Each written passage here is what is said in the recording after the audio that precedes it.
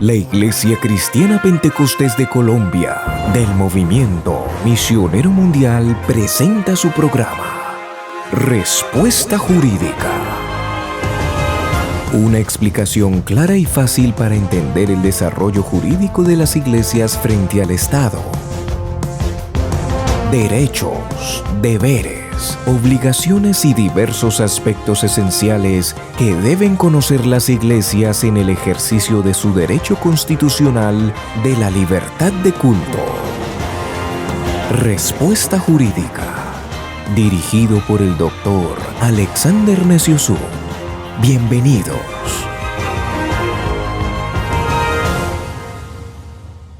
Dios le bendiga, muy buenas tardes. Un saludo para los hermanos, amigos, pastores, que el día de hoy nos pueden estar viendo. Estamos en un programa más de Respuesta Jurídica y para ello hemos traído, como siempre, a un invitado muy especial, el cual nos ayudará en la temática del tema del día de hoy.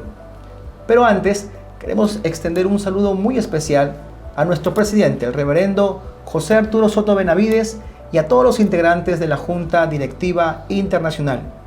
Asimismo, también un saludo muy fraternal a nuestro supervisor, el reverendo Aris Solís Villalobos, y a todos los integrantes de la Junta Directiva Nacional. Siempre es un gozo contar con la participación, con la bendición, con el auspicio de nuestras autoridades. Pastor Samuel, el día de hoy vamos a tocar un tema muy importante. Le pido por favor que nos brinde un saludo en este programa de Respuesta Jurídica a todos los que nos pueden estar escuchando el día de hoy. Muchas gracias, hermano Alexander. Es un gozo estar con ustedes y gracias por la invitación para participar de este programa que creo que debe ser siempre de mucha ayuda porque se tocan temas que tienen que ver con lo que está actualmente afectando o positiva o negativamente, cosas a las que se necesitan respuestas. Así que me alegro y gracias a todos los que están continuamente siguiendo esta programación. Qué bueno, pastor, y también agradecerle con el tiempo que usted tiene, nos ha permitido ser parte de este programa. Entonces, vamos ya, pastor Samuel, a adentrarnos sobre el punto. El punto que hemos escogido para el día de hoy es el marco jurídico para la reapertura de las iglesias aquí en Colombia en este estado de pandemia. Bueno, hermano Alexander, sabemos nosotros que como colombianos, hablando de este país, ¿verdad? Tenemos libertad de culto garantizado por la Constitución.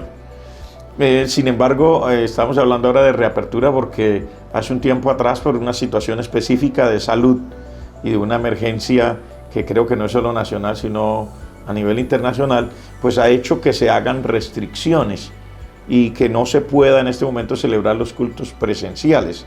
Entonces, ¿cómo nos vamos a enfocar en esto? Pues, pastor, en este tema hay que dar como un antecedente tanto a la luz de la Constitución como a la luz también del desarrollo jurídico de las iglesias. Gracias a Dios, aquí en Colombia tenemos la bendición de que la libertad de culto no solamente es una actividad que ejercemos de manera libre, sino también garantizada por la Constitución política aquí en Colombia. Y de hecho, el artículo 19 dice así: se garantiza la libertad de cultos. Toda persona tiene derecho a profesar libremente su religión y a difundirla en forma individual o colectiva. Todas las confesiones religiosas e iglesias son igualmente libres ante la ley. Es decir, por eso es que estamos hablando de una reapertura, porque en su momento estaba todo esto muy bien, las iglesias abiertas para todo el público, cultos en cada momento, cultos que se extendían hasta las 9 de la noche, 10 de la noche, pero en vista de las circunstancias, no por nuestras situaciones, decisiones personales, sino por directrices ya dadas por el gobierno, por intermedio de decretos, resoluciones, tuvimos que cerrar tristemente y lastimosamente, y también por cuidado, todos nuestros templos a nivel nacional. O sea, usted me habla del derecho de la Constitución del 91, o sea, antes de la Constitución del 91 teníamos otras circunstancias, pero a partir de la Constitución del 91, entonces quiere decir que hay situación favorable para nosotros como iglesia evangélica. Sí, señor, imagínese que esto viene ya un antecedente histórico y pues el evangelio profesado por nuestro Señor Jesucristo Sí, desde el momento que llegó a esta tierra hace más de 2000 años siempre ha habido adeptos, ha habido fieles, ha habido cristianos, pero no en todos los países como el caso de Colombia. Desde un inicio no fue reconocido. De hecho, fue todo lo contrario. No eran reconocidos y hasta eran prohibidas. Fíjese, Pastor Samuel, que el artículo 7º de la Constitución Política aquí en Colombia, la cual fue expedida en el año de 1830, establecía lo siguiente y decía: están prohibidos todos los cultos que no fueran de la religión católica. Es decir, las demás prácticas cristianas eran consideradas clandestinas y por obvias razones también eran perseguidas. O sea, ni siquiera no es que no nos, bueno, háganle y no se les reconoce, ustedes no tienen nada, sino simplemente que eran prohibidas. Usted sabe que lo que es prohibido también es sancionable. Sí. No tenemos aquí exactamente como para decir que era, no sabemos si era prisión, no sabemos si eran multas, no lo sabemos. Lo que hoy sabemos es que estaban prohibidas. Posteriormente, la Constitución del año de 1863 dice el artículo 6 que se establece la incapacidad de las entidades religiosas. O sea, además de ello, ya aquí hay un poquito, ya no nos perseguían ya, pero como decir, nos decían que éramos unos bebecitos, porque las instituciones jurídicas, que en caso de iglesias, son personas jurídicas, pero nos decían, estas son personas pero incapaces. O sea, como estos son que recién están naciendo, no tienen derechos, como un incapaz, como un niño, no tienen deberes. No, o sea, estén ahí, ya no las persigamos, pero ahí estén ahí como algo que recién están haciendo, incipiente.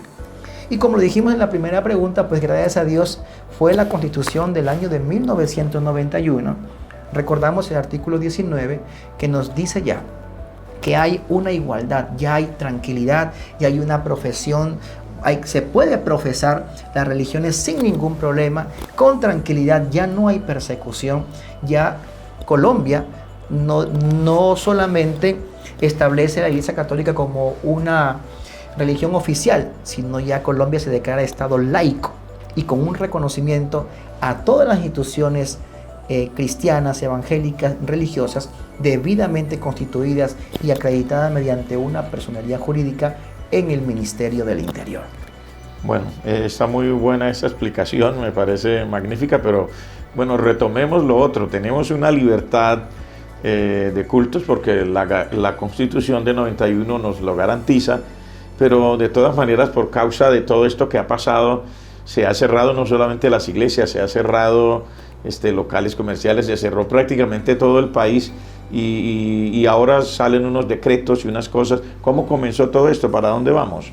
Pues, pastor, mire que esto de las diferentes situaciones, yo recuerdo, no sé si usted se recordará, Pastor Samuel, cuando iba ya a comenzar aquí una actividad en la zona, cuando ya estábamos ya para hacer una actividad aquí en la zona, ya estaba preparada y salió esa noticia de la pandemia. Ya en otros países se estaba escuchando. Y como en todo país, pues jamás pensamos que iba a llegar acá, pero porque está por allá, por la China. Pero llegó acá, estábamos preparando una actividad, recuerdo, la Junta Directiva Nacional estaba programando y se iba a tener una actividad aquí en Bucaramanga. Y se iba a hacer en la 43. Cuando de repente nos dijeron que hay una situación como tal y máximo 500 personas. A los 2 días salió diciendo, ya no son 500, ahora son 100. Y después lo último dijo, ya no son 100, son 50. 50 personas máximo en cualquier reunión. Pero finalmente dijeron, no. Dijeron después, el 23 de marzo de este año, el Gobierno Nacional, mediante el decreto 457, en el cual se imparten instrucciones para el cumplimiento de un aislamiento preventivo obligatorio. Es decir, ya en una de esas instrucciones y directrices dijeron, ¿saben qué? Vamos a cerrar las iglesias. Obviamente hubieron muchas restricciones, pero estamos hablando aquí en un programa como tal de este corte jurídico enfocado a las iglesias. A partir de esa fecha, 23 de marzo, las iglesias quedaron cerradas, los templos quedaron a puertas cerradas e inició ahí una situación muy diferente, algo jamás visto. Aunque salió ese decreto, el 457, pero también en ese decreto salieron algunas cuantas excepciones. Excepciones que obviamente fueron después de bendición para algunos pastores, que salió ahí algo de una excepción para el tema religioso. Pero en principio ya nos adentrábamos a una situación totalmente diferente, de muchas limitaciones en el derecho. En el derecho también hacia nosotros, que es la libertad de culto y reunirnos en un templo. Cuando se hizo ese decreto, yo recuerdo, y se dieron esas excepciones, que gracias a Dios nos cubrieron a nosotros también, y hemos podido seguir haciendo nuestros cultos de manera virtual. Los pastores, con base en las excepciones, pudimos lograr la parte que nos corresponde para que el pueblo pueda continuar alimentándose espiritualmente, y por supuesto los amigos también puedan escuchar. Pero en ese decreto nunca se habló de reaperturas, porque apenas estaba comenzando todo esto y nadie se imaginaba que iban a pasar tantos días. En este momento, si no me equivoco, ya pasamos los 5 meses y vamos andando apenas en esto. Se está dando como las directrices y procurando que las iglesias se inscriban y se registren ante las alcaldías, pero en síntesis ya pasamos de 5 meses y podría, mientras se hacen todos los protocolos de permisos y todo esto, algunos podrían llegar a los 6 meses antes de reabrir, de aperturar. Nunca se mencionó eso. No, imagínese, pues esto era nuevo, me refiero a nuevo, aunque hace mucho tiempo hablaba la historia que se habían presentado situaciones de pandemia a nivel mundial, pero nos tocó a nosotros mirar todo esto. Pero haciendo un recuento jurídico, hablamos ya del decreto que en su momento manifestamos. Después de esto salió uno, que fue el de 24 de abril del 2000, sí, el 24 de abril del 2020.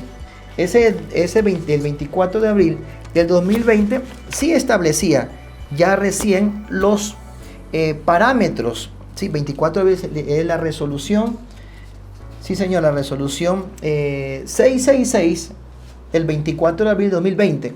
Ahí comenzó a decirse recién, se dice, hay que hacer unos protocolos.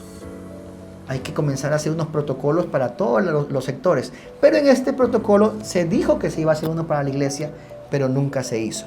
Posteriormente, haciendo un recuento, viene ya la resolución 844 del 2020. Esto fue el 26 de mayo. En este protocolo, aquí comenzó ya una bendición para el pueblo de Dios, porque habían unas excepciones, que recordará usted que era una excepción, y en ese protocolo, que es el decreto, en el decreto que salió, habían lo que se decía las actividades del sector religioso relacionadas con los programas institucionales de emergencia, ayuda humanitaria, espiritual y psicológica. Con esta excepción, muchos pastores se transportaban, muchos pastores se dirigían a las iglesias a hacer los programas en vivo, otros grabados, pero salían de las iglesias, obviamente los templos vacíos. Pero con base en esa excepción, es que muchos pastores ya veían como una luz de esperanza y podían tranquilamente circular para los templos. Posteriormente a ello, porque en ese momento tampoco existía unos protocolos exclusivamente para la iglesia. Usted recordará, pastor, que las primeras actividades aquí en Colombia fueron las de construcción, que se aperturaron, las de manufactura. No se hablaba de iglesias, se decían, eso es remoto, eso por ahí, mucho más allá. Salieron protocolos para empresas de construcción, salieron protocolos para empresas de manufactura, salieron protocolos para eso, pero no salían de las iglesias. Es con la resolución 1120 del 3 de julio del 2020, es que el gobierno, con base al aporte realizado del Ministerio del Interior y el Ministerio de Salud, expide esta resolución y anexa un protocolo, el protocolo de bioseguridad para las iglesias a nivel nacional. Muchas iglesias estaban preparando. De hecho, el Movimiento Misionero Mundial hicimos un trabajo en conjunto con la gerencia administrativa, departamento jurídico, y sacamos, como otras iglesias, sacamos unos protocolos que fueron de bendición en su momento. Pero imagínense que con base ya en esta resolución 1120, el gobierno dijo, dejémonos de protocolos individuales. Vamos a hacer un protocolo que lo expida el Ministerio del Interior, el cual va a ser oficial para todas las iglesias. O sea, las iglesias tienen que cumplir este protocolo. Y en este protocolo pues están todas las situaciones que se deben presentar, cómo se deben presentar qué es lo que dice y qué es lo que manifiesta. Y finalmente, hablamos al inicio de esta pregunta que estábamos en su momento en un aislamiento preventivo obligatorio. El gobierno, el 25 de agosto de 2020, expidió el decreto 1168, en donde pasamos de ese estado de aislamiento preventivo obligatorio a un aislamiento selectivo con distanciamiento individual responsable. Y aquí no solamente no nos habla porque los demás nos habla de una función casi como de policía del gobierno. Aquí nos está hablando ya de una situación, de un estado de corresponsabilidad, tanto del gobierno como de las personas, tanto de las instituciones como de los ciudadanos. Dice que hay un aislamiento, un distanciamiento individual responsable, con responsabilidad. Nos da a entender de que aquí ahora ya es un trabajo de mucha conciencia de cada uno de los ciudadanos, ya sabiendo todas estas situaciones que nos han venido. O sea que con base en este decreto que ya sale y todas estas resoluciones y decretos de agosto, quiere decir que entonces ya se puede volver a abrir las iglesias, el sector religioso, porque ya han dado un protocolo, hay algo más que se debe hacer. ¿Cómo funciona entonces? Ya podemos comenzar. ¿Qué es la directriz real entonces en el momento? Con base en la resolución 1120 en su momento, recuerden que la resolución 1120 fue en julio de 2020. Comenzamos ahí con esos planes pilotos que se hicieron en su momento en los municipios que le llamaban cero COVID, municipios no COVID y municipios de baja afectación, donde habían pocas personas que habían sido afectadas por esta pandemia. En esos dos municipios, las iglesias, así como las demás actividades comerciales, mercados, empresas, se iban reactivando poco a poco, y también las iglesias. De hecho, la iglesia del Movimiento Misionero Mundial, en esos municipios no COVID y municipios con poca incidencia de COVID o poca afectación de COVID, se han dado ya unas resoluciones. Tanto los pastores han hecho su trámite, se han inscrito a las páginas, porque ese es el sistema. Las páginas actualmente de las alcaldías registran, tienen ahí un link, porque todo es virtual por obvias razones. Algunos lo están haciendo también de manera presencial, pero son pocos. La gran mayoría de alcaldías tienen sus páginas web, donde está la inscripción y todos los pasos que hay que seguir para la apertura de iglesias. En estos dos municipios que hablamos, no COVID y poca incidencia, los pastores, mediante las documentaciones, se inscriben en aquellas alcaldías. La alcaldía les expide una resolución al alcalde municipal, donde le da reapertura de las iglesias en los templos. Posteriormente a ello, nosotros como Iglesia del Movimiento Misionero Mundial, los pastores envían ese documento, lo envían a las oficinas centrales, y la Junta Directiva Nacional les expide ya un acto de apertura ministerial. O sea, con base a todo un trámite, obviamente cumpliendo todos los requisitos y todos los protocolos de bioseguridad establecidos en el artículo, en la resolución 1120. O sea que, dicho de otra manera, no es tan fácil como pensaba la mayoría de hermanos, porque cuando los hermanos leyeron u oyeron en los noticieros de televisión o de alguna manera que se permitía a partir del 1 de septiembre que se podían reabrir, la gente pensó que esa misma noche podía llegar toda la gente a las iglesias y comenzar el culto y volver como antes. No es así. Pero surgen cosas, ¿no? Ya usted nos comienza a dar claridad que se siguen unos pasos, hay que hacer una serie de diligencias ante las alcaldías, resoluciones, esperas, etcétera. Pero luego también viene una cosa que dicen, hay un protocolo. ¿Qué pasa, por ejemplo, los que pastoreamos iglesias que tienen aire acondicionado? ¿Funcionan? ¿No funcionan? O sea, ¿qué es? Porque ese protocolo se extiende, no lo decimos. No, primero, yo no me lo sé todo, y segundo, es larguísimo. Sí. Entonces, ¿qué pasa? Es larguísimo, y pues yo los insto, y van a estar también ahí a la mano a todos nuestros hermanos que nos pueden visitar. Lo repito, la resolución es la resolución 1120 expedida por el gobierno el 3 de julio de 2020. Estos son los protocolos oficiales para todas las iglesias que deseen reaperturar. Ya dijimos, hay que primero que inscribirse en las páginas web de cada alcaldía. Primero, otras son muy pocas que lo están haciendo de manera presencial. Pero por ejemplo, vamos a ir como degranando punto por punto. Es muchísimo, son como 10 hojas, pero aún con todo, hay puntos muy importantes. Por ejemplo, nos están hablando acerca, hermano Alexander, yo he escuchado y me han llamado, hermano, ¿qué hay de los niños? ¿Qué hay de los ancianos? Y dice, por ejemplo, la resolución, el punto número 3.1, literal E, dice, procurar se garantice que no ingresen niños, niñas y adolescentes mientras el gobierno nacional mantenga el aislamiento de dicha población. O sea, recordemos, lógico, estamos hablando que esta resolución fue expedida el 3 de julio, estamos ya en otra etapa, pero esto se convierte en una hoja de ruta, esto no va a cambiar. Esta resolución va a ser adecuada según las necesidades, las circunstancias de cada alcaldía. Hay alcaldías que dicen, yo creo, como estamos en baja afectación o cero COVID, puede hacer que lleguen, pero en principio nos dice todo lo contrario. Nos dice aquí que en principio debemos abstenernos de llevar personas que actualmente pues sean menor de edad o adolescentes. O sea que ahí es que tener mucho cuidado, los ojos abiertos, estudiar muy bien la cosa para que no se vaya de pronto a cometer un error que luego le cueste problemas a la iglesia como tal.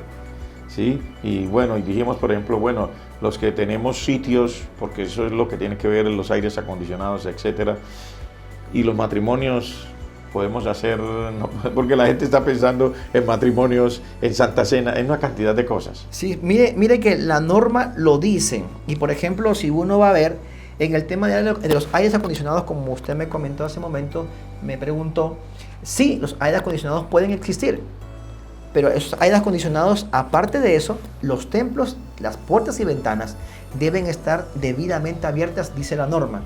Esperar que pase el aire, saber que sea un lugar ventilado. No, hermano, es que si abro las puertas, el lugar se me calienta. Sí, pero mientras haya corriente de aire, dice la resolución, eso ayuda mucho al tema de que no se concentre el virus en un lugar. Porque recuerde, y eso es general, solamente lo máximo que se pueden reunir en un templo son 50 personas. 50, no hermano, mi templo, tengo la bendición de tener un templo de 1000 metros cuadrados, 50 personas, pero es que es muy grande, 50 personas, todavía no hay esa posibilidad que nos dijeron en su momento, los representantes legales cuando nos reunimos a nivel nacional, vayan en su momento en que sea un porcentaje, pero por ahora 50, y uno se pone a pensar, 50, pues, ¿cuántos llegan? ¿Qué hermanos, qué personas? Son 50.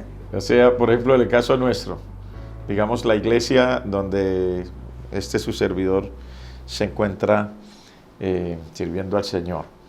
¿Cómo hacemos si para un domingo habían 500 o 600 y solamente puede venir 50 personas? Un hermano me dijo, pastor, eso se va entre los sugieres, los músicos y los que cantan y los que hacen el acompañamiento con cámaras y eso ya están los 50 personas. Entonces el resto no podremos, o sea, es una situación un poco difícil de comienzo, ¿no? De comienzo, sí. Bastante difícil, sí, por las circunstancias que estamos. Y otra cosa más, por ejemplo, usted me comentó acerca de la Santa Cena, dice el punto 3.1 de la resolución acerca de la Santa Cena, y dice así, garantizar que no se lleve a cabo ninguna actividad que implique la manipulación de alimentos preparados. O sea, para nosotros la solemnidad y la espiritualidad, lo que significa Santa Cena, los cristianos lo sabemos y lo conocemos, pero una persona como estas personas que no tienen la menor idea de lo ceremonioso y la solemnidad que implica esta actividad espiritual, dice, no es que usted tiene un acercamiento, porque manipula alimentos y le entrega a alguien la copa, le entrega a usted el pan. De hecho, la Eucaristía tampoco se está haciendo, hablando de iglesias católicas, porque hay un contacto con la persona tan cerca, y por ejemplo la iglesia católica es más complicado porque le da hasta en la boca. Aquí en las iglesias cristianas no lo hacemos. Bueno, no lo hacemos nosotros en el movimiento misionero mundial. Sí. Dejamos la copita ahí, pero ese acercamiento, esa manipulación no se puede dar. Quiere decir que con base en la resolución, tristemente por ahora, no se van a poder hacer el tema de las Santas Cenas. ¿Qué hay de los matrimonios? Dice el artículo también, el punto 7b. ¿Qué dice el punto 7b? Mire lo que dice. Medidas especiales.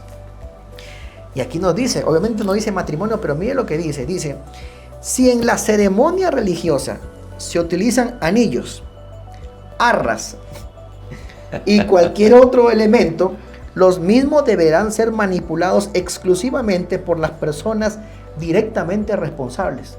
O sea, no han dicho matrimonio, pero están hablando de anillos. De arras. Arras, no dice, pero ¿en qué actividad se puede hacer eso? Sí.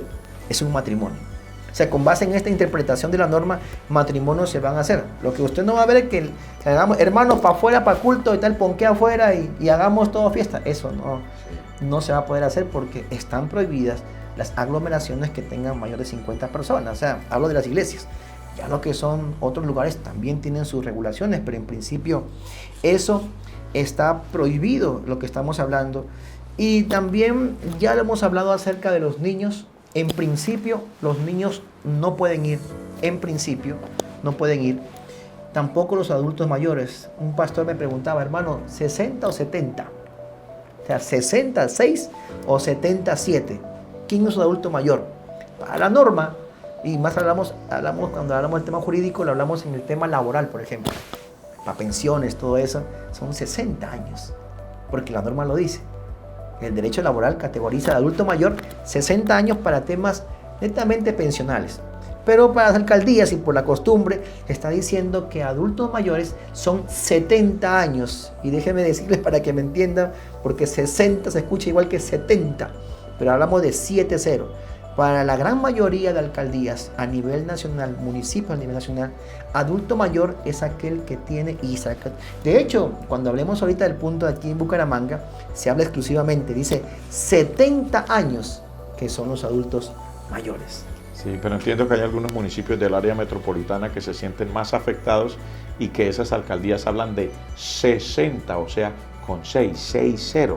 O sea, fíjese que cambian las cosas un poco de un municipio a otro dependiendo cómo sientan las autoridades civiles y también las secretarías de salud, cómo sientan la situación. Entonces ellos tratan de ajustar estas cosas porque tienen la autonomía. Claro que sí, para mire hacerlo. Que desde el primer decreto que salió, desde el primer decreto cuando entramos a este periodo de aislamiento preventivo obligatorio, desde este primer punto, el gobierno siempre, el gobierno central les dio las facultades tanto a los alcaldes como a los gobernadores de que ellos tengan que regular. De hecho, también es una responsabilidad primero, y segundo también es una facultad jurídica que les otorga la Constitución.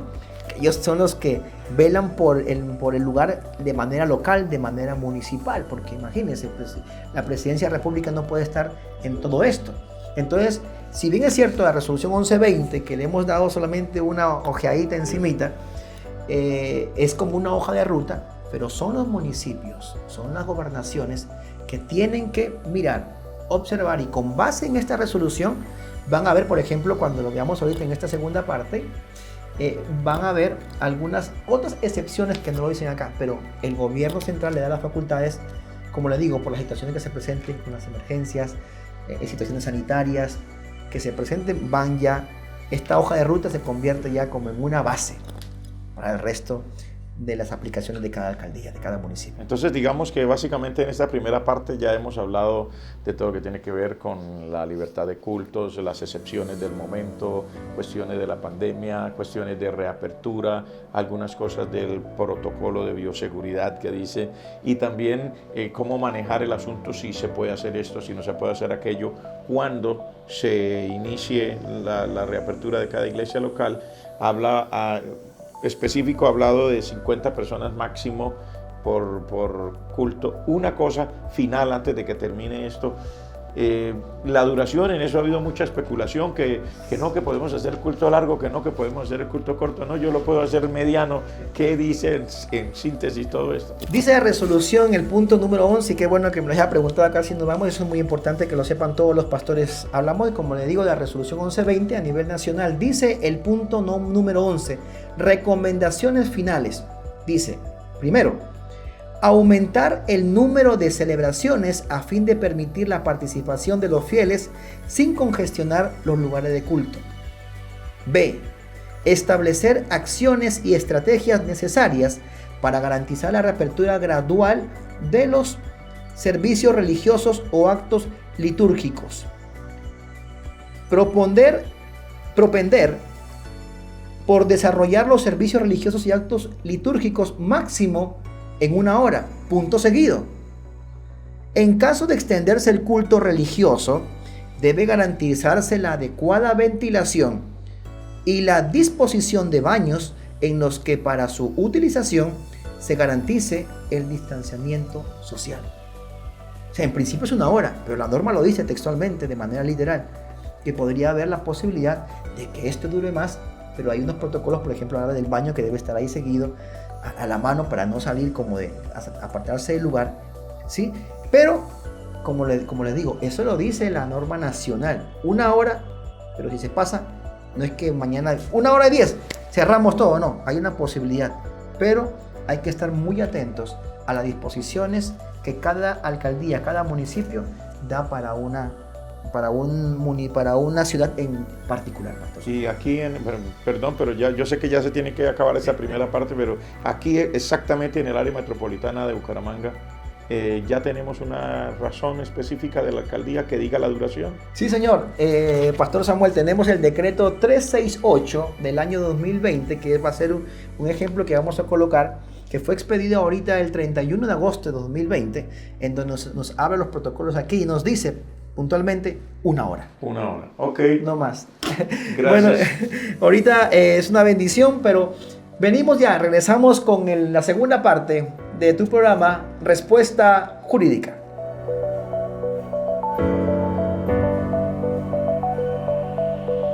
Estamos de regreso en tu programa Respuesta Jurídica. Y Pastor Samuel, seguimos con el tema que es el marco jurídico en la reapertura de las iglesias aquí en Colombia. Bueno, si lo queremos poner de una manera práctica, hablemos entonces de Bucaramanga, ¿cierto? Porque nosotros queremos, aquí nos encontramos, queremos ver, porque hay hermanos que cuando oyeron todo lo que se dice en las noticias, pues vienen a uno, los hermanos lo llaman, si no vienen presencialmente, por lo menos lo llaman y está toda esta interacción con los miembros de las iglesias, porque ellos quieren saber, bueno, hermano, ¿cómo va a ser? ¿Se puede ya? ¿Se va a reaperturar enseguida? ¿Se va a llegar a la normalidad que teníamos antes enseguida? ¿Cómo es todo este asunto práctico? Pues, pastor, vamos a enfocarnos en la norma que es el decreto 368 de 2020, expedido por la alcaldía de Bucaramanga el 31 de agosto de 2020. Recordemos a los que nos están sintonizando en estos momentos que con base en esta fecha es que hemos pasado de un periodo de que el gobierno denominó aislamiento preventivo obligatorio, a uno diferente, a un aislamiento selectivo, pero con distanciamiento responsable. Con base en eso, también las diferentes alcaldías han expedido normas y decretos municipales, locales, con base en la resolución 1120, que es los protocolos de bioseguridad.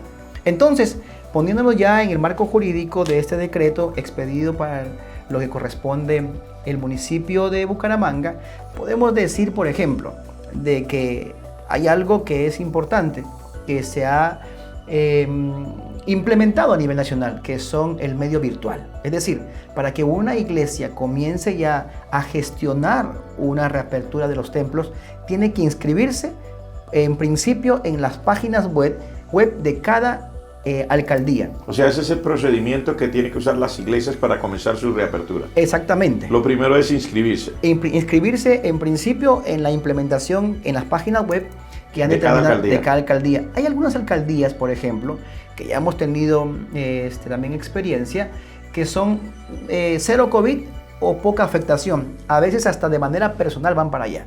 Pero en estos casos que Bucaramanga, según este decreto, también manifiesta que mediante el decreto nacional 1168 del 25 de agosto de 2020 expedido por el Ministerio de Salud, nos clasifica a Bucaramanga dentro de aquellos territorios, dentro de aquellos municipios con alta afectación en contagio de COVID. Que la gente no lo cree, porque sale a las calles y no lo ve. Pero yo supongo que la Secretaría de Salud hace esto con base no en lo que ve en la calle, sino en lo que se mueve dentro de los hospitales y lo que ellos, como un ente de salud que tienen que velar por la salud pública, tienen que estar enviando doctores, médicos, etcétera, a muchas casas que la gente no sabe, pero que hay mucha gente contagiada. Y mire que yéndonos al caso real, práctico, estamos en la misma categoría que Bogotá, en la misma categoría que Santa Marta, que donde dice la gente, no es que en Bogotá es terrible, no, estamos en la misma categoría. O sea que hay mucha gente enferma, digamos, de manera ya grave, por decirlo de alguna manera, claro, en las clínicas. Sí, en las clínicas. Y de hecho, la misma alcaldía, dice el decreto, porque nos estamos rigiendo al decreto, habla acerca de que hay municipios donde la afectación en el tema de coronavirus se ha hecho más latente, más evidente. Y la norma lo dice en los barrios Kennedy, en el barrio San Rafael, Girardot, Alfonso López, en el barrio aquí en el centro, La Aurora, barrio Bucaramanga, Campo Hermoso y el barrio Mutis.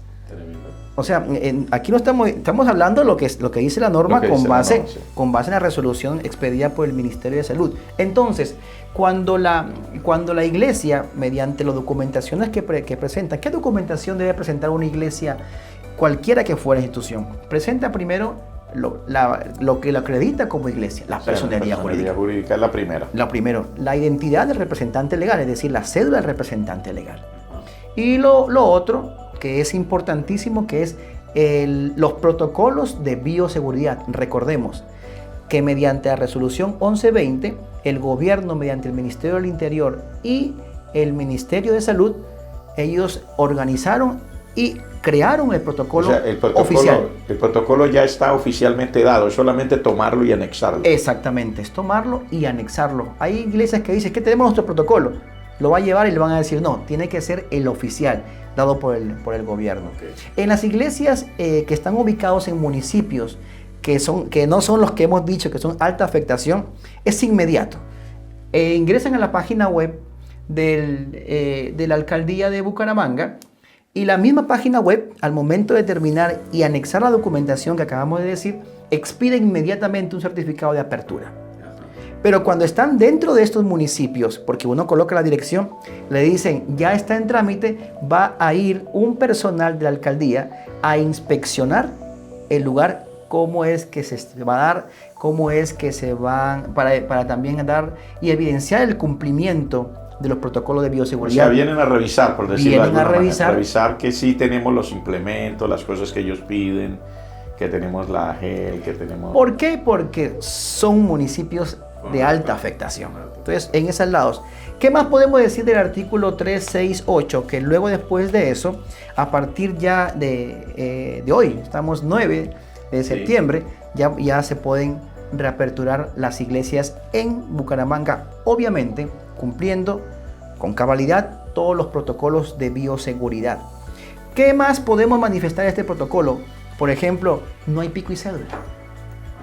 Es decir, para el momento de que ya haya un horario para el establecimiento de cada iglesia, todos los creyentes, los fieles, pueden venir, aún no tengan el pico y cédula, porque por ejemplo usted va a un banco y le dice, no, hoy no es su pico y cédula, tienen que regresarse. Cuando viene a la iglesia, no va a haber nadie que le diga, hoy es pico y cédula, se regresa.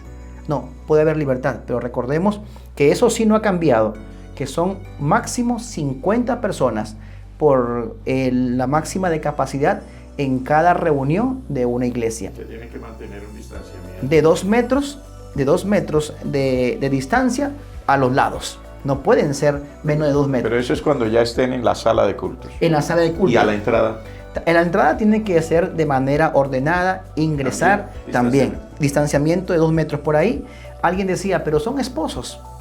ellos viven juntos, ellos no tienen que... No, así sean esposos, el protocolo dice que tiene que haber una separación de entonces, 2 si metros. son esposos, ¿quién entra primero, la esposa o el esposo? De manera como crean ellos conveniente, pero lo importante es que guarden esa distancia al ingresar, durante y al salir. Una cosa más, ¿se puede saludar? No, porque eso sí está establecido, lo dice la norma, lo dice la resolución 1120 y también lo coge el decreto 368. Pueden suplir, pueden reemplazar los saludos de mano, de beso por otros, que pueden ser cualquiera a la distancia, pero ningún acercamiento. O sea, hacer un ningún saludo oriental. Un saludo oriental, otros hacen un saludo tipo militar, pero el acercamiento de abrazos, de manos, de besos está totalmente prohibido. ¿Qué hay de los niños? Mire que cuando hablamos sobre la resolución 1120 decían que los niños no. Pero la alcaldía dice, los niños sí. Pueden venir los niños. Adultos mayores, ¿qué pasa con los adultos mayores? En Bucaramanga se establece adulto mayor a partir de 70 años. Mientras que en otros lugares dicen los mayores de 60 años. Hay municipios en los cuales nos han llegado, dice los mayores de 60 están prohibidos de salir. O sea que yo no puedo ir al culto. En esos municipios, pero gracias a Dios, aquí pues en Bucaramanga tenemos esa facilidad, 70 años. Hermano, ¿qué pasa si un pastor, porque todos los representantes legales tuvimos una reunión con el asesor del alcalde aquí en Bucaramanga y hablamos acerca de las personas que tienen 70 y son pastores y deben estar presentes? El alcalde nos comentó de manera personal, a todos nos comentó de manera directa y nos dijo, eso corre por su responsabilidad. No hay como tal una prohibición estricta a rajatabla, pero sí es importante. ¿Por qué? Porque del 100% de contagiados en Bucaramanga, el 83% comprende a la población de adultos mayores. 83%. O sea, de 10 personas, 8 o 9 son ya personas de la tercera edad. El cuidado debe ser de ustedes, el cuidado debe ser de cada uno de las iglesias, que si quieren el pastor ir, el pastor tiene que llegar, predicar y con la misma salir, fue lo que nos dijo. No podemos reglamentar cada cosa. Por ejemplo, alguien decía, ¿y los músicos? ¿Y cómo van a cantar los músicos? Porque el bajista se puede colocar, el tecladista también, pero el que canta se puede colocar el tapabocas. Esas son circunstancias que se va a implementar de a pocos, por eso siempre hay un proceso. Pero en principio los fieles, los que están ahí escuchando la palabra de Dios, todos sentados con tapabocas. No pueden haber personas de pie. Eso lo dice el decreto. Personas de pie. Hay otra cosita más que es importante que sepamos, que también está en el decreto, que si en una iglesia, por ejemplo, que es bastante extensa, por ejemplo, el máximo de 50 personas están aquí, pero tengo otro salón, un salón aparte, por ejemplo, un ejemplo aquí concreto en la Concordia, que tenemos un salón que está dentro del inmueble de la iglesia, pero que no es el templo, es donde se daban clases para los niños, ensayo de músicos. Ahí puedo colocar 20 niños o 20 personas, sí, pero ya serían, acá hay 50, acá hay 20, serían 70, estaríamos pasándonos del límite. No, porque se cuenta esto, aunque está en el mismo inmueble de la iglesia, se cuenta como otro ambiente. Quiere decir que aquí puedo alcanzar 50, aquí también puedo alcanzar 50. Ajá. Bueno, y una pregunta que la gente me ha hecho, porque dicen que no se pueden arrodillar, y algunos pastores que asistieron a unas clases que dio el SENA para pastores que querían entrar en la reapertura de templo, les dijeron que el pastor no debía incitar a la gente a llorar, o sea, que no le moviera los sentimientos a la gente para que no fuera a llorar, o que el pastor no podía incitar a la gente a gritar, o sea, que dijera, ¿sí? Y básicamente que la recomendación era que cantaran solo un cántico para que la gente no se contamine, y etcétera, una cantidad de cosas como esas. Ahí se juntan dos temas. Primero, el tema de salud. Sabemos, cuando uno entra a la iglesia o a cualquier lugar, nos dicen que a la entrada tiene que haber un recipiente con el hipoclorito, lo que llamamos límpido. Nosotros nos limpiamos ahí y pasamos. Quiere decir que el lugar en que vamos a entrar ya está, se entiende que está desinfectado. Afuera está infectado. Entonces nosotros venimos de la calle y al arrodillarnos nosotros al mismo lugar, dicen que también en el piso, nos dice el Ministerio de Salud, ahí es como que se asientan también las bacterias. decían también el tema en este caso del coronavirus, y también podíamos estar expuestos. ¿Por qué el tema de no cantar fuerte? ¿Por qué el tema de no gritar? ¿Por qué el tema de no llorar así con tanta vehemencia como tenemos los pentecostales, por ejemplo? Es que hay un tema y la gente no se ha dado cuenta. Ningún inmueble, como ya dijimos, no puede estar, ninguna iglesia puede estar cerrada, aún teniendo aire acondicionado, tiene que estar abierta. Entonces, al cantar, al sonar el bajo, sonar la batería, ahí viene lo que siempre nos hemos luchado las iglesias, el ruido y el sonido. Si estamos frente a una casa, no va a decir, oiga, por favor, baje el volumen que estamos durmiendo. Mire que son temas que está prohibido, usted no puede hacer bulla en un lugar como... Por eso que las iglesias aquí en Colombia y en muchos lugares que hacemos para evitar esa situación, que es una falta administrativa que nos trae comparendos, cerramos, insonorizamos la iglesia y todos adentro hacemos nuestros cultos y no pasa nada. Pero como las iglesias ahora van a tener las puertas abiertas, quiere decir que el sonido, que el ruido, que todas las actividades que hagamos que impliquen bastantes celebración o fiesta, debemos hacerlo de manera... Y entonces es debido a eso que dicen que solo sea de 1 hora también. Solo sea de 1 hora. No solamente de eso, sino también porque aún estando en espacios cerrados y las ventanas abiertas, aún teniendo tapabocas, ya hay concentración de todos los calores, de todo el oxígeno, de toda la gente que está ahí. Y en 1 hora se puede, lo que también dice, ¿no? El decreto, que en un día yo puedo tener 3, 4 o 5 servicios los que pueda. El detalle no sé si el pastor se abastece para eso, que es otra cosa muy complicada, que el pastor lo ponen No solo el pastor, a todos los servidores, a todos los servidores. Las cámaras, ejemplo, música. Todos los que van a trabajar con cámaras, los músicos, los sugieres, etcétera. O sea, hay una cantidad de cosas que toda es logística. Pero vamos a suponer, ¿no? Poniendo como ejemplo la iglesia local. Nosotros en una escuela dominical podemos tener entre 500 y 600 personas. Si hacemos cultos de a 50 personas y hacemos 4 cultos, que es bastante para un pastor y para unos músicos, en un día solamente estaríamos dando culto para 200 hermanos. Sí. Entonces no le estamos dando culto a la mitad de la gente. Así es. Y sabiendo que también un toque de queda que comienza a las 9 de la noche, o sea, hasta máximo 9, que hay que decir que tiene que acabar antes de las 8 porque la gente tiene que salir, tiene que llegar a sus casas. Es todo, estamos ante un sistema diferente, ante un ambiente nuevo, ¿sí? Por la cual, pues, aunque existe ya este ejemplo que estamos dando y queremos como ir cerrando este punto, al dar este ejemplo de Bucaramanga queremos concluir este punto diciendo que así como en Bucaramanga existe un decreto especial para este municipio, todas las alcaldías, todos los municipios, el gobernador mismo, en la gobernación como tal, en el departamento como tal, tienen la facultad con base en esta resolución 1120, regular eso y hacer un decreto municipal según las circunstancias, según la situación que esté pasando, según el grado de incidencia. En algunos podrán quitar, podrán añadir, según la situación. Entonces, lo importante es estar pendiente del decreto municipal, que es finalmente que gobierna esa iglesia local, que es lo más importante. Entonces, hay que tener en cuenta eso, Pastor Samuel, para que tengamos y no podamos después el tema de un problema posterior, porque esto tiene situaciones.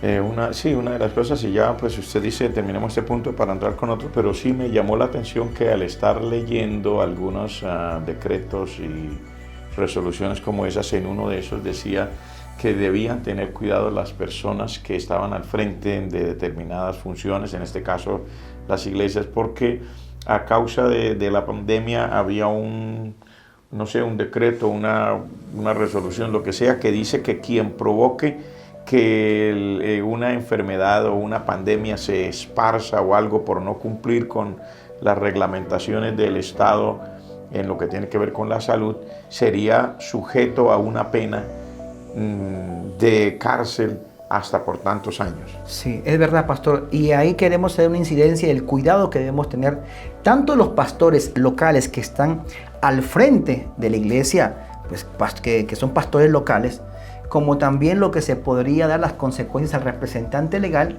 ¿sí? El cual representa esa institución cristiana, porque recuerde, cuando usted inscribe la iglesia para reapertura, lo que ingresa no es su DNI solamente, ingresa la personería jurídica de la iglesia, la cual está avalando la personería jurídica. O sea, quiere decir que está en riesgo también cualquier situación que se pudiera dar. Y hay dos aspectos que debemos tener en cuenta. Primero, el tema administrativo. El tema administrativo habla acerca cuando existe una falta contraria a lo que llamamos el decreto 169 de julio de 2020, el cual manifiesta y también se relaciona con el código de policía. Por ejemplo, llegan aquí al lugar y la gente está muy contenta, muy feliz, sin tapabocas. No usar tapabocas, según el decreto que es el 169 de julio de 2020, acarrea una sanción tipo 4 que puede costar 936.320 pesos. Por persona. Para los que tengan una idea y nos vean en otros países, es aproximadamente 320, 325 dólares aproximadamente por no uso de tapabocas. Luego dice, generar aglomeraciones o no mantener la distancia de 2 metros, también tienen una pena, es un comparendo de 936, también lo mismo.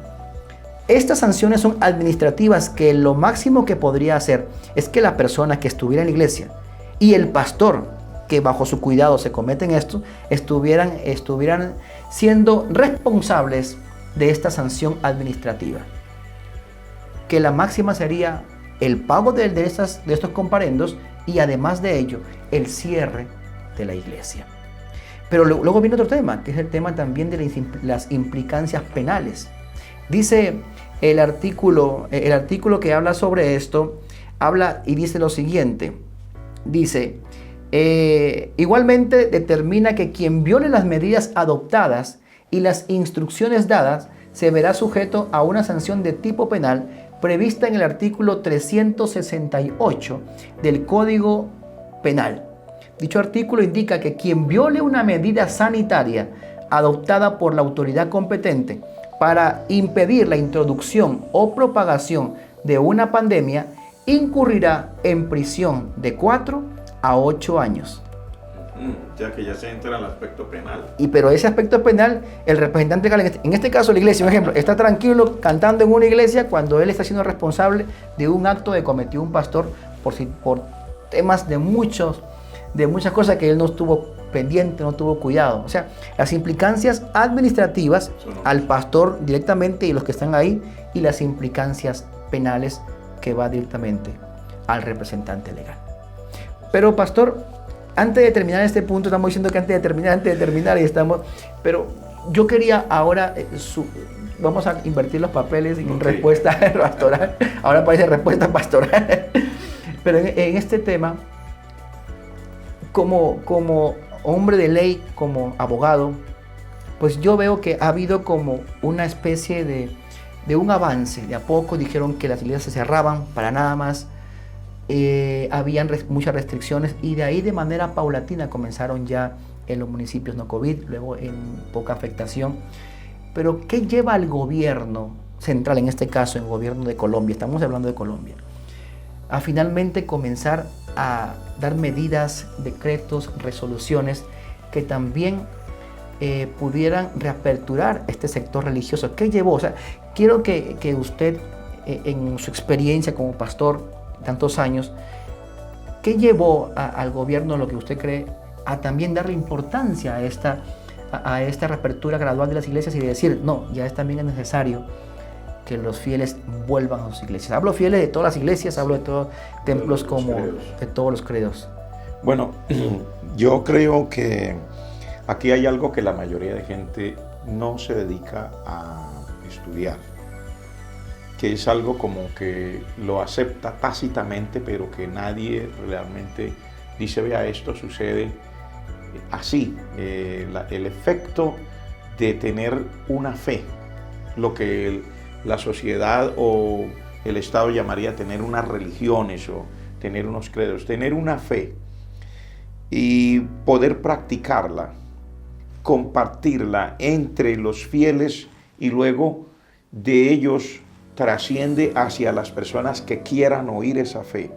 Ha creado no desde ahora, sino desde la antigüedad. Y cuando yo digo la antigüedad no estoy hablando de nuestros abuelos, estoy hablando de los inicios de la raza humana. Ha tenido una alta incidencia, porque es que el hecho de tener una adoración a un ser superior, en este caso nosotros hablamos como cristianos, el hecho de tener la adoración a Dios, pero habrán otros que lo vean de otra manera. El hecho de tener una comunión, de ser miembros de una iglesia, de tener una familia que también se involucra, y luego de transmitir ese mensaje al resto de personas, ha creado en el fondo una ayuda muy fuerte. Se ha creado unos lazos muy fuertes dentro del tejido social de una nación, de un pueblo. Entonces, eso es lo que los ha llevado. Póngale usted, por ejemplo, tan fuerte es el tejido social que genera el hecho de ser parte de una fe y de una congregación, que, por ejemplo, cuando los romanos quisieron realmente sofocar a Israel en las rebeliones que tuvieron después de Cristo, por ejemplo, esta rebelión contra el Imperio Romano, lo que ellos menos querían les tocó hacer. Lo que era desbaratar el templo que había en Jerusalén, destruirlo totalmente. Porque cada vez que ellos venían y sofocaban una rebelión, hubo como hasta 3 rebeliones, digamos, en el tiempo pre-Señor Jesucristo, durante el tiempo del Señor Jesucristo y un poco después del Señor Jesucristo.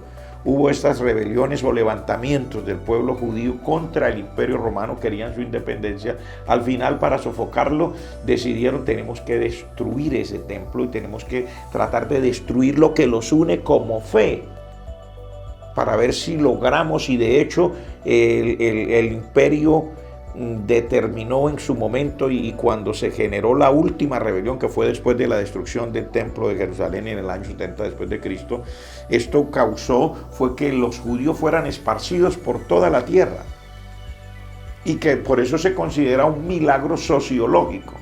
Ninguna nación logró ser esparcida, sacada de su contexto, de su tierra, de su cultura, donde pudieran permanecer juntos y luego volver a unirse y ser todavía lo que eran antes. Por eso se considera un milagro sociológico. Por eso Israel, digan lo que digan, se paren y se den contra las paredes, es un milagro. Pero cuando uno analiza el efecto, es que realmente, viéndolo desde el punto de vista meramente humano, los estados sienten que necesitan que haya credos que están vigentes y que permanecen en su actitud de adoración, en este caso nosotros como cristianos adorando al verdadero Dios.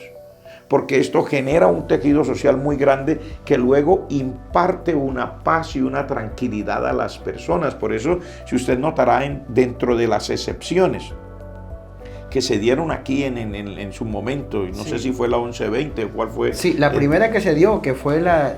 Que decía que el sector interreligioso podía salir, claro, que podía salir para brindar ayuda social y ayuda psicológica. Eso sí, claro. Sí, porque ¿qué consideran ellos? Que la predicación del Evangelio y la práctica de servir a Dios, de adorar al Señor, genera una tranquilidad en las personas en sí. No solamente en los que son miembros de la iglesia, sino hasta donde trascienda el mensaje que la iglesia predica. Porque nosotros no producimos dinero.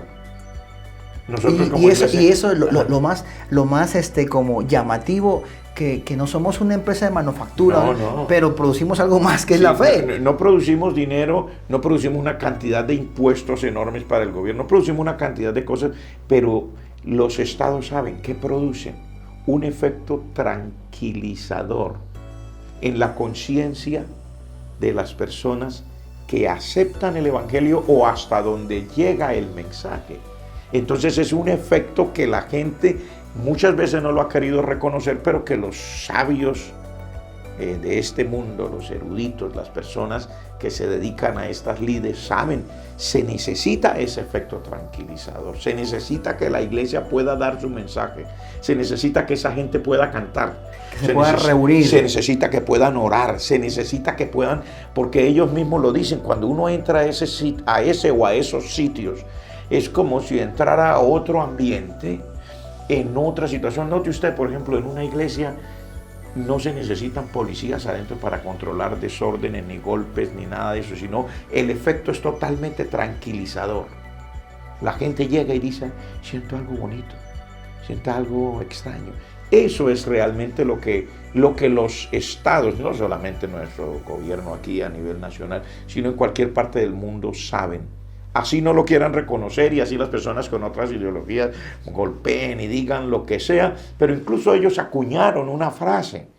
Personas contrarias al Evangelio acuñaron una frase que dice, la religión es el opio de los pueblos. ¿Qué querían decir? Que había un adormecimiento. Que el mensaje del Evangelio, el mensaje de Cristo, el mensaje de adorar a Dios, el mensaje de entrar en comunión con Dios, hace que la gente no quiera ciertas cosas. Ellos lo consideran como que se les durmió la conciencia. O sea, no quiere matar, no quiere robar, no quiere adulterar, no quiere. Y si lo hace, se arrepiente de haberlo hecho y viene llorando a pedirle al Señor, ayúdame porque no quiero hacerlo. Entonces, definitivamente hay un elemento que el Señor Jesucristo lo dijo en sus propias palabras. Y quiero terminar con eso. El Señor Jesucristo dijo, vosotros sois la sal de la tierra. Y la sal se usó para preservar. En el tiempo que no existían los refrigeradores, aunque todavía se usan carnes saladas y cosas saladas, que lo preserva, etc. Pero vino a ser reemplazado mucho por los refrigeradores y las cosas que llamamos neveras, etc. Pero en la realidad el Señor Jesucristo dijo, ustedes son la sal de la tierra. O sea, la iglesia ejerce una función de control callado y tácito en la conciencia de las personas con el mensaje del Evangelio y con la función de adorar a Dios. Cuando se reúnen juntos, genera un efecto extraordinariamente beneficioso, no solamente para la iglesia, sino para toda la sociedad. Y eso es lo que el gobierno, pues, quiera o no quiera entenderlo, lo ve necesario. Claro, pues. De manera tácita, de manera como tal, pero esa es la realidad. Okay. Bueno, Pastor Samuel, regresamos con la tercera parte de tu programa Respuesta Jurídica.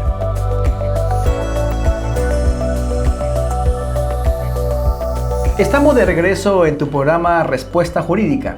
Y Pastor Samuel, ya estamos en esta tercera y última parte, la cual en su momento de producción le colocamos el nombre como legislación comparada o derecho comparativo. Es decir, pues tenemos esa gran bendición, ese privilegio de que el movimiento misionero mundial está en muchas partes del mundo, y usted es testigo de eso también porque ha viajado también visitando estos países donde se encuentra la obra del movimiento misionero mundial. Sí, realmente, pues no hay que abundar mucho en eso. Es extraordinario tener iglesias en las diferentes regiones del mundo, o sea, llamémoslo en los 5 continentes. Nos da a nosotros la oportunidad de poder analizar cualquier punto de estos que estemos diciendo desde la perspectiva diferente de cada región. Y para la información de muchos hermanos o personas que están viendo, pues lo que estamos viviendo aquí en Latinoamérica se está viviendo en el Asia, se está viviendo en Europa, se está viviendo en el África, se está viviendo en Oceanía, o sea, eso es una cuestión mundial.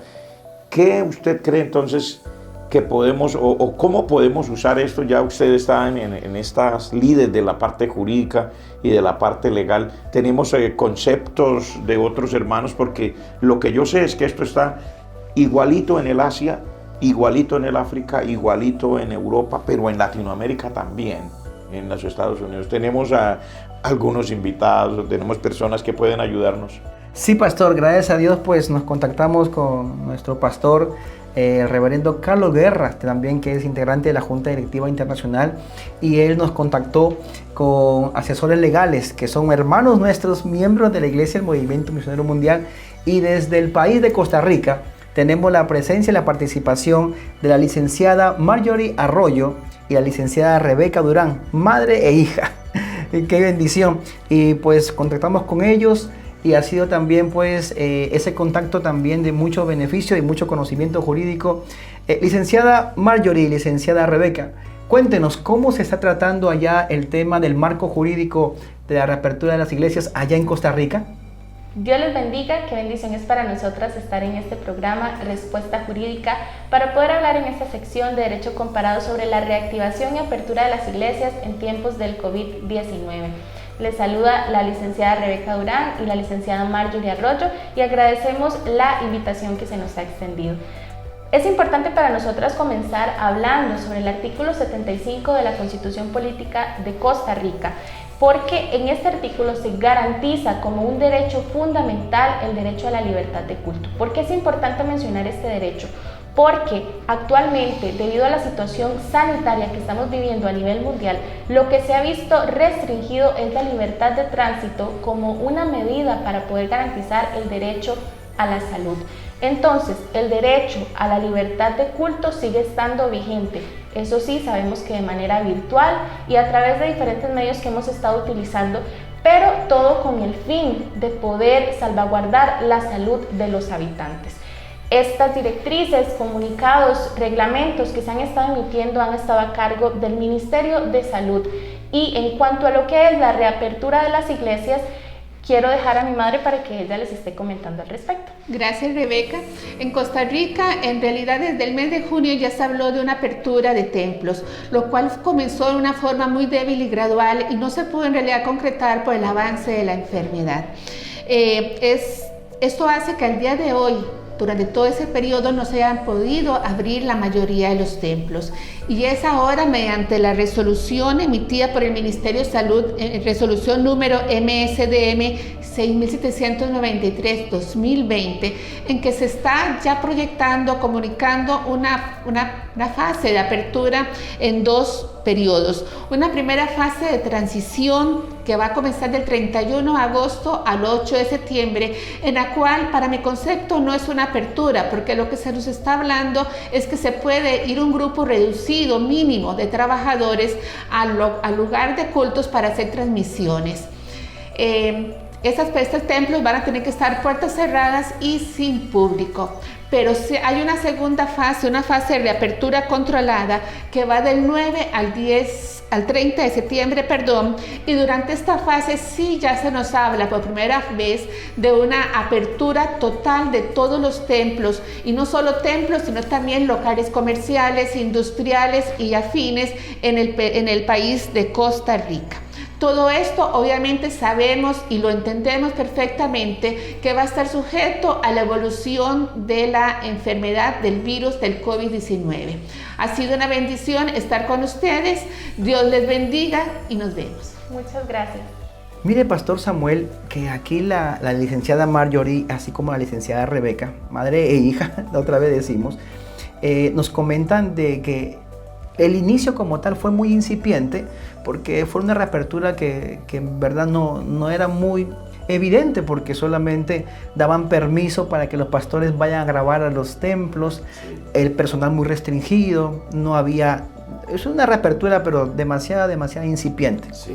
Pero gracias a Dios que esta segunda etapa, como dicen allá la legislación como tal, la legislación de Costa Rica, habla de una segunda etapa que es del 9 al 30 de septiembre. O sea, desde hoy comienza una nueva etapa donde ya se van a reaperturar las iglesias de maneras pues ya completas, de maneras generales. No solamente las iglesias como tal, también las diferentes actividades comerciales, o sea, ya es otro avance. Sí, muy interesante que cada nación que uno está mirando tienen también sus propias preocupaciones y que están también haciendo lo mismo, ¿no? que están haciendo aquí. O sea, pongamos a funcionar la iglesia porque se necesita a la par de las demás actividades que pueda tener el comercio, la educación, etc. Y mire que también aquí las licenciadas nos dan una precisión. Dice, ojo, no es que esté, y eso es bueno decirlo, porque también ha pasado y pasa en estos, hablamos pues en este caso aquí en estos países, no se ha restringido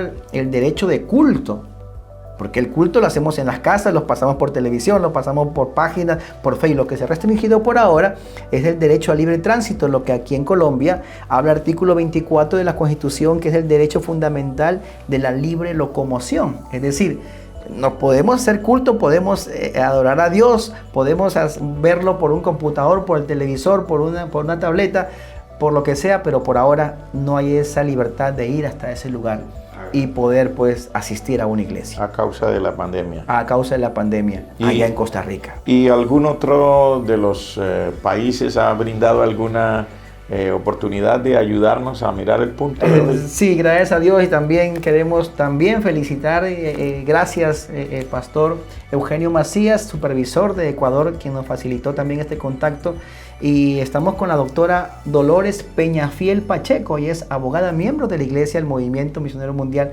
allá en Ecuador. Doctora Dolores Peñafiel, ¿cómo se está viendo el tema del marco jurídico de la reapertura de las iglesias en Ecuador?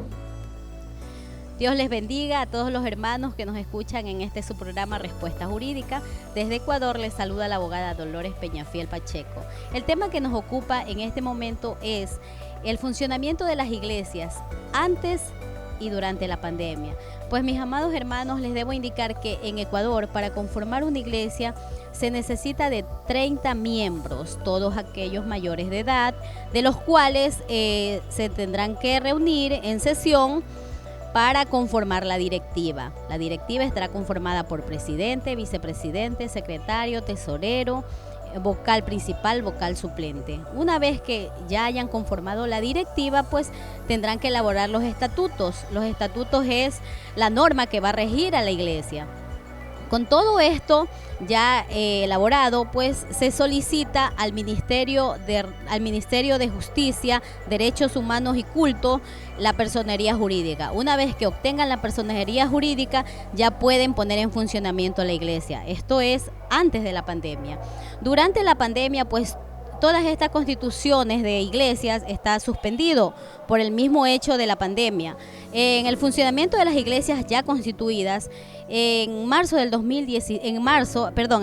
de marzo, nos obligaron a una cuarentena para precautelar la integridad de nuestras vidas por el tema del COVID-19. El 16 de junio del 2020, pasamos de semáforo rojo a amarillo, en el cual pues el COE cantonal, en conjunto con el GAT municipal de Guayaquil, elaboraron protocolos de bioseguridad, los mismos que tenían que cumplirse a cabalidad para que puedan todas las instituciones, entre ellas las iglesias, funcionar con el 30% del aforo. Esto quiere decir que del porcentaje total, solo el 30% iba a poder ingresar a las actividades masivas, cumpliendo las medidas de seguridad. Esto es el distanciamiento social, 2 metros de distancia por cada persona. Al ingresar a la iglesia, tomar la temperatura, rociarse las manos con alcohol y todos con mascarilla. No se permite menores de 12 años, adultos mayores, ni personas que podrían encontrarse en riesgo. Esto será las personas con enfermedades catastróficas como cáncer, diabetes, hipertensión. No se les permite el ingreso. Cumpliendo todo este protocolo de bioseguridad, a partir de esa fecha que les acabo de indicar, en junio del 2016, el 16 de junio del 2020, pasamos a semáforo amarillo. Actualmente pues seguimos en semáforo amarillo con los mismos protocolos de bioseguridad. El 16 de septiembre se termina el estado de excepción a nivel nacional, pero aquí en esta ciudad de Guayaquil se van a mantener los protocolos de bioseguridad. Hasta aquí es lo que se ha dado hasta este momento con el tema de la pandemia y el funcionamiento de las iglesias. Esto es todo lo que tengo que decirles, mis hermanos. Que Dios les bendiga. La paz del Señor esté con ustedes. Mire, hermano Alexander, la diferencia. En Ecuador la hermana nos habla del 30% de la capacidad, o sea, del aforo. Digamos que si un lugar tiene capacidad para 900 personas, entonces permiten que hayan 300 reunidos para celebrar ese culto, mientras que aquí estamos, sin importar el tamaño del lugar, la capacidad que podamos tener, se comenzará con 50. Yo supongo que gradualmente se irá permitiendo, ¿no?, que avance. Sí, esa es como la gran diferencia que existe ahorita, pero revisando yo, pastor, algunos temas, es que ellos ya pasaron por lo que llamamos aquí el pico. Porque ellos estuvieron recuerda que salió hasta por televisión, que los que habían hasta gente muerta por la calle se caía y nadie lo recogía y tenían que quemarlos en las calles. La hermana me comenta y me dice, ya hemos pasado, el gobierno de Ecuador implementó para determinar el tema de contagio un sistema que le llamaron sistema semáforo, rojo, amarillo y verde. El estado de excepción empezó desde que comenzó todo el estado de pandemia, estaba en rojo. Ellos iniciaron en rojo, me comentó ella. Es que aquí no hubo, aquí estuvimos todo tiempo dice ella, en la parte más alta, en la cima de todo esto. Hasta que finalmente ahorita estamos ya me dijo ella, en color amarillo. Entonces ya estamos bajando esa curva de contagio y ya por eso es que piden, ya podemos tener la capacidad de 30% de personas. Por eso que nosotros vemos por televisión el pastor Eugenio Macías como que arrendó ahí un coliseo y se pueden ahí tener, dice, pero ¿por qué tanta gente? Porque la normatividad, el marco jurídico dice hasta el 30% de personas. Entonces ese es el detalle a diferencia de Colombia con Ecuador.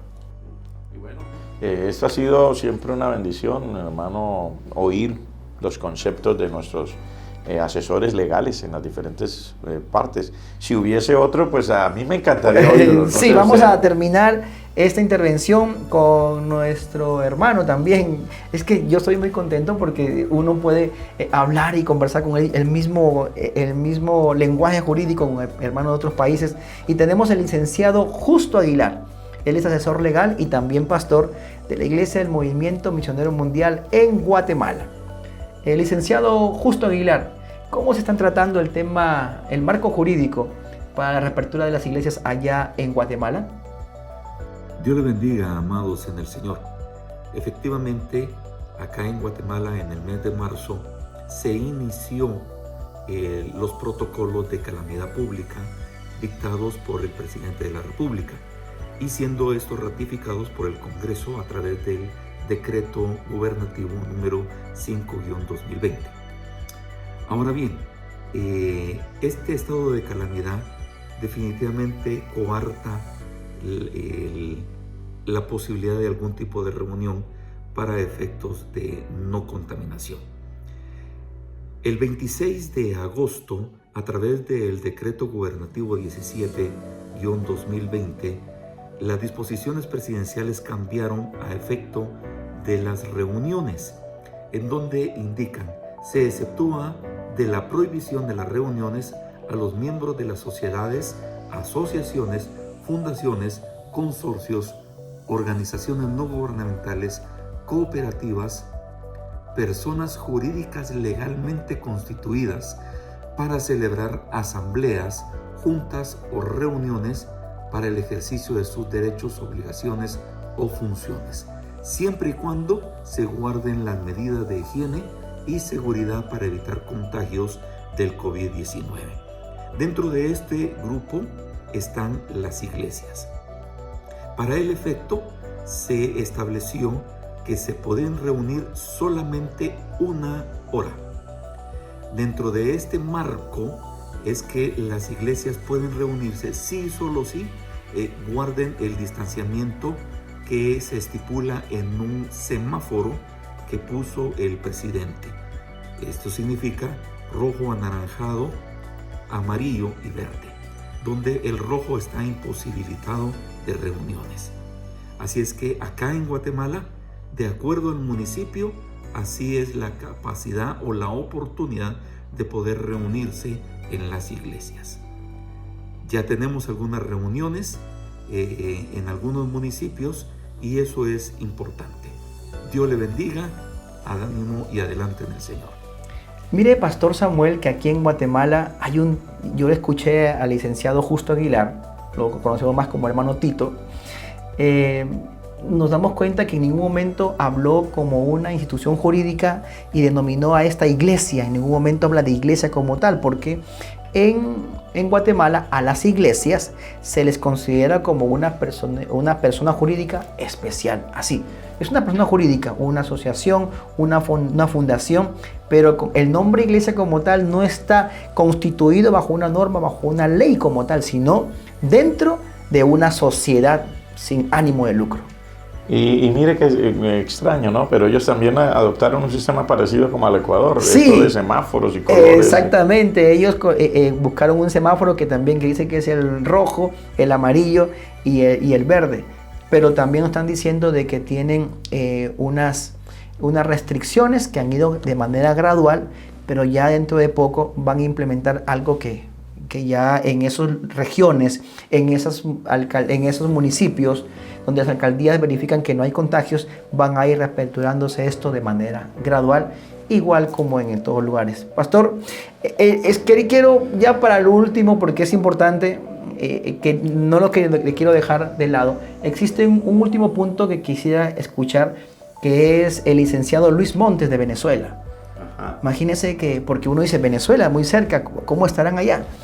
Pero entonces queremos escuchar al hermano, al licenciado Luis Monte. El hermano Luis Monte, por favor, díganos cómo es allá, ya de manera rápida, cómo es el tema del marco jurídico en la reapertura de las iglesias. Dios les bendiga. En cuanto al tema que se está tratando de la posible reapertura de las iglesias en nuestros países, tenemos que en Venezuela se ha estado cumpliendo la cuarentena según la modalidad de 7 días de cuarentena y 7 días de flexibilización parcial vigilada. Todo ello dentro de lo establecido por el Ejecutivo Nacional en la Gaceta Oficial número 5535.